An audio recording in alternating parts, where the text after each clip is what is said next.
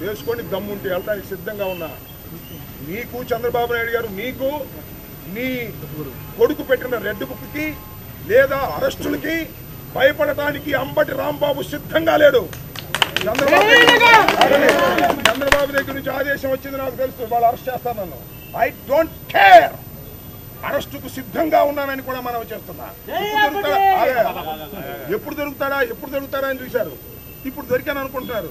చంద్రబాబుని బూతులు కదా, అందుకని అరెస్ట్ చేసేస్తే సింపతి రాదనుకుంటున్నారు. నేను చంద్రబాబుని బూతులు తిట్టలేదు.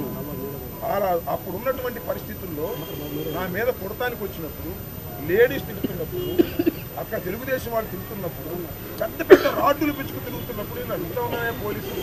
నేను తిట్టానని చంద్రబాబు నాయుడు గారు కేసు పెట్టమని అరెస్ట్ చేస్తానన్నారు కదా, చేసుకోండి, నాకు అభ్యంతరం లేదు. కానీ అంతంత రాడ్లు పట్టుకొని, అంతంత కర్రలు పట్టుకొని తిరుగుతుంటే ఏం పోలీసులు ఆపగలిగారా? వాళ్ళ దగ్గర రాడ్డు తీసుకోగలిగారా? ఇందాక ఎవరో నా ఇంటికి వచ్చి ఒక ఆమె తిట్టిందంట, ఆపగలిగారా? ఇదేనా మీరు వన్ సైడెడ్గా చేస్తారా? అంటే మమ్మల్ని కొట్టడానికి వచ్చిన వాళ్ళకి రక్షణ కలిగిస్తారు. మమ్మల్ని తిట్టే వాళ్ళని మేము తిరిగితే దాన్ని వక్రీకరిస్తారు. నేను మనవి చేస్తున్నా.